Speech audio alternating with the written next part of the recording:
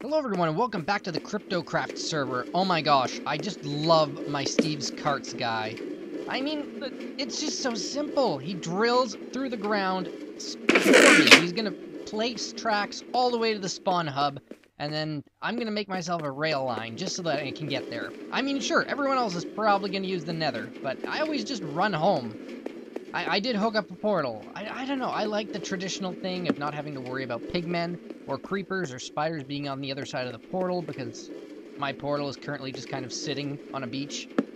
Anyway, what I really want to show you guys is, as he was digging here at, like, level 57, right around where those torches hit, I found this inside of my Steve's Cart storage.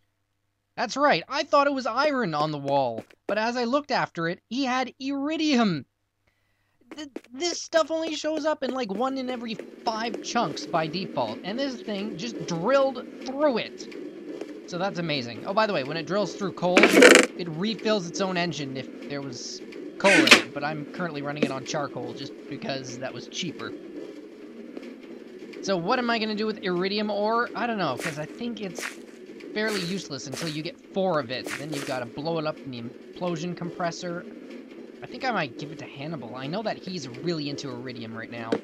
And if I want to help the guys build the factory some, advanced solar panels to hybrid panels is definitely the way to have enough for the matter fabricator so we can, you know, generate enough iridium for everybody. But that is pretty much what I wanted to show you. My pride and joy, my first piece of iridium. Where's it going? I don't know. We'll figure that out later. If you doubt the power of Steve's Carts, that is a rail line that takes from my house all the way to the animal farm. That's ridiculous. I mean, it's not going to be practical until I craft some booster rails, likely wooden ones, and just craft a ton of them and install them. In fact, it's completely impractical now that I think about it, because I've hooked myself up to the Nether hub. And in fact, I know that Knight wants me to build the Nether hub, so you know what? That's what I'm going to do tonight. And for the next little while, that is my new build project. Because instead of pranking people, because obviously I've done that already, and I really look forward to whatever they do in return, because that should be a heck of a lot of fun, I've already begun work on what I think will be a very interesting design for a portal hub. Now, the 4x4 thing, I know it's overdone a bit, but I mean, portals, you don't have that much to work with. I mean, it's a giant square. You need to have this design. It's got to be 3, 3, 2, 2, and that's it. So, honestly, at least if you're doing a cube, you got something to work with dimensionally. Now, I like my 8-sided figures, okay? I'm a big fan of chaos, and it's a nice symbolic symbol for me, okay? Multi-directional. Anyway, what I plan to do is encase the Nether portal area in water, because what Knight said he wanted was this to be like a central park zone. Now, I've already taken like over 20 stacks of dirt to level off this field and make it kind of more like a mountaintop, because yeah, a lot of underneath here is not filled in all the way. Some of it is. I just kind of gave up on that and did an overlayer, so to speak. But regardless, what I'm going to do is turn this into an awesome central fountain area that you can walk up to get to the Nether. I think that'll work the best. Maybe something with water coming down the middle, even? That would look pretty cool. And then you could just go through the fountain to get to where you want to go, if that makes any sense. So I will see you back in a bit once this is a little bit farther into my vision. Alright, everybody, so I've got part of the pagoda done already. I guess it's gonna be a pagoda. I just kind of go off of whatever it feels like it should be, and then I make changes later. So, what I've been doing mostly lately, when it comes to design, is playing around with all of these microblocks. So what I'm going to do is just make a ton of these obsidian pillars, because while I want the base to give off like a red rock and obsidian feel, I like that. I don't think anyone else has really used red rock on this server yet, and hey, I like being original. That's me. The point is, I don't think anyone else really has played around with the microblocks either, and I think that this, since I want the top of it to be obsidian, is pretty much the best thing I could look for. It is a little tricky placing pillars onto other pillars, but I think this is going to work out. I hope, okay? I hope a lot. Now, I really won't know if it works out, like, as an appearance-wise until I add in the water, because that's the point of the kind of tower-ish design. It looks nice as, say, the top of a castle kind of facade-ish thing, but what I've got going on here is that it's supposed to be functional, like it directs the water path. I kind of planned that from the start, because I really want a water feel. You know what I mean? Like, if this is a giant central park, which is exactly what it was described to me as, then it needs a giant central park fountain. And what does Fwipp like making? Fountains. Oh yes, this is not going to be like a dispenser activated fountain though. No, I think that'd be too much. Yeah, no, I want this going all the time. There's no reason to turn it off. In fact, even the other fountains that I've made, why would you want to turn them off? They're so nice, right? You gotta rock the Zen forever, my friends. There is no reason to shut off the Zen. Okay, the really tricky thing is just the placement of these. And if you've played around with microblocks, you know exactly what I mean. There we go. You've got to, like, click on the edge of the block and then press really hard with your mouse or it won't go through. I think that's all the sides done. Okay, so from a distance, I know it's not looking like very much right now, but I'm telling you, all you got to do to make a really nice build in Minecraft is have a general idea of what you're doing, a general idea of how to make it look like how you want, and stick to your plan. And make every teeny tiny aspect work in the design. And then when it's time to make a big design, I just think it'll end up working. So right now that's what I've got going on. Let's add some water in one of the corners that I've kind of dug out, because I want the water to also flow downwards. That's kind of the point. It's going to make nice pools below. I might need to gather up some lily pads. There we go. That's exactly what I want. I want it to flow down the inside. Now, this is only a fourth. So this is what it's going to look like. Picture that times 4. So lots of water streams. I'm not sure what I'm doing down here just yet. But it looks like the flow might work, especially down the inside. And I didn't even light these portals yet. That's gonna be a factor too. Like, it's gonna be purple and blue. That's very nice. I like that. And since there'll be water down the middle, you can't get yourself trapped there. It's great. Alright, let's work on some of the paths right now, because everything else, design-wise, well, can wait until the rest of this part is done. Like this up here with the pillars, yeah, okay, it's nice.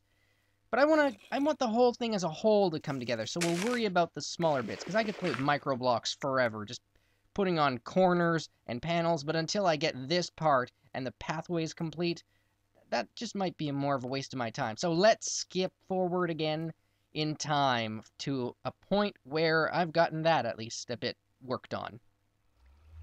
Welcome back, guys, and this is about as far as I've gotten so far.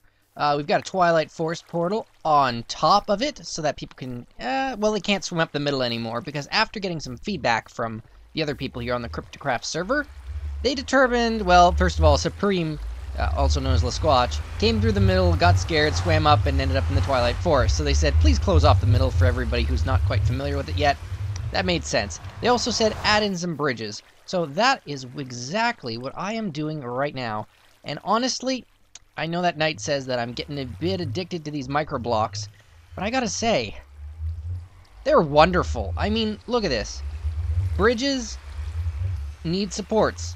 It's pretty obvious. And bam, just like this, supports. It couldn't be easier. And the amount of blocks that you save by doing this, like just by cutting blocks into covers and just using covers. Oh, I don't want to sound like a min-maxer, and I know I keep saying that term from like Dungeons & Dragons, because no, make original characters, guys. Don't just go for stat boosts. But look at this, from the interior. This entire fountain is just made out of microblock covers. I can walk through here. This is how crazy this is. The entire thing. You're probably thinking it must have been a plain pain to fill this all up. But you know what? It was worth it to save a bunch of stone slabs, which, you only need stone to make stone slabs. So really, I kind of went beyond what I needed to do reasonably. But, it was so much fun anyway. I just couldn't avoid it. I mean, I should have avoided it, but I didn't. So here I am, just building a bridge out of these micro blocks, using the covers to kind of give it some depth. Well, not depth, but some different areas for the, I guess these are parapets, even though it is just a bridge. And it's not supposed to look castle-ish, but even if it does, that's not a bad outcome. Alright, and there we go. That is one more bridge out of 4 looking. So you know what? I think this is pretty good for me to call it here. You know, because you can kind of get a good idea of what this place is. Because I'm just going to copy this this bridge design to the other thing. Also, haha, the Nagas stone, you know, the giant snake models, that came right from the Twilight Forest. And I had a little less than success with that thing. I think it just trapped part of its body inside the mountain up there. Unless I'm mistaken. I mean, there was. I guess it just is weird like that. Okay. I hit it a bit. Yeah, a little bit. We've got down to half heart again. Naga segment. Funny. Huh? How many times can I die uniquely to the same enemy? Apparently at least twice here, because they're different entities. Funny.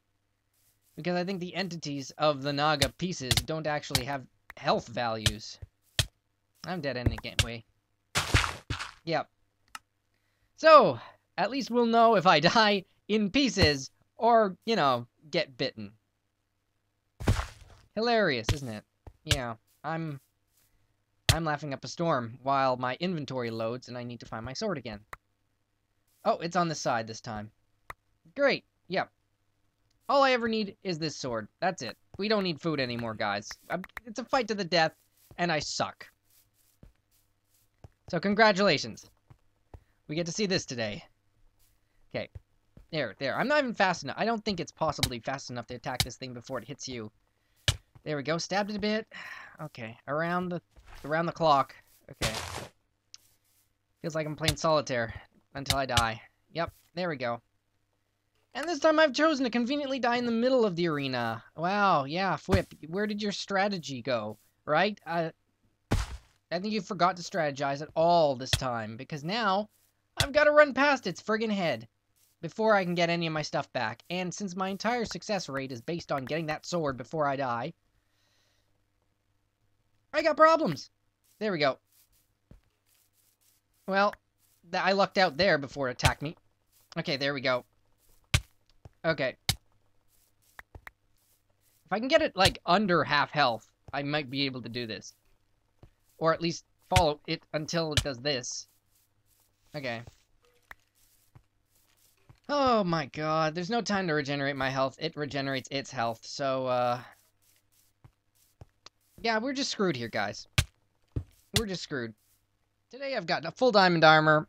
My looting 3 sword, of course. I really don't know if this has any effect on the Naga, but in case of emergency, we've got both our boots of the Traveler and our electric jetpack right there on our hotbar. And apparently it's already awake.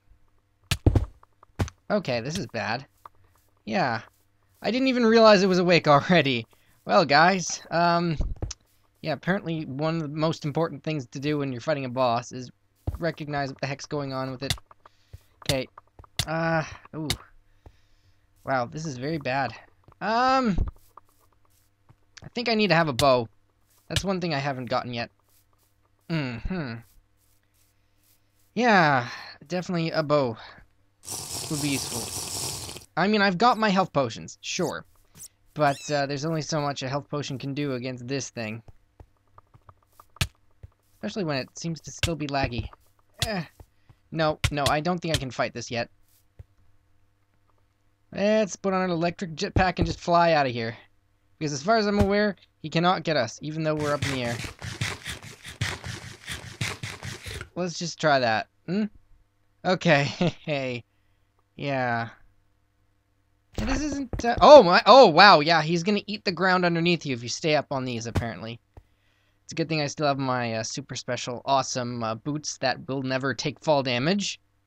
Yikes. This guy is a beastie. But I don't think I should give up just yet. I mean, it's difficult, sure, but, oh, there he is. Yikes. Okay.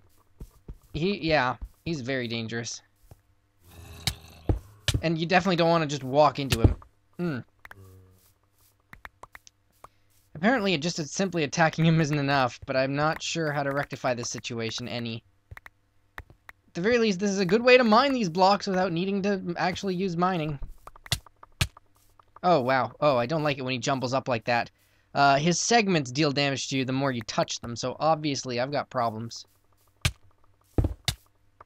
Yeah, no. Oh, big problems. Okay, 1 minute. We're flying out of here. Okay, I don't think I can fight the Naga. And thankfully, the Naga is a kind of monster that does not actually follow you. So, he does stay in his courtyard and kind of heal up and that sort of thing.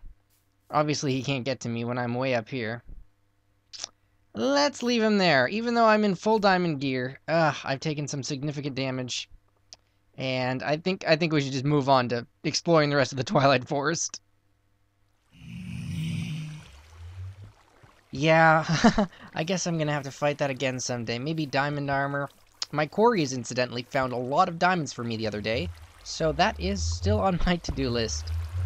Anyway, I appreciate everyone who's watching this video, and I hope maybe this has given you some ideas on how you too can use microblocks in some fun and interesting ways. I'm not sure if you need a diamond handsaw to cut obsidian, but that is just what I used there, if you're curious. And if you're not curious, well, nah, deal with that, punk, because I just told you. Oh, it's all good. See y'all next time, everybody. I'm having fun. I hope you are too. Laters!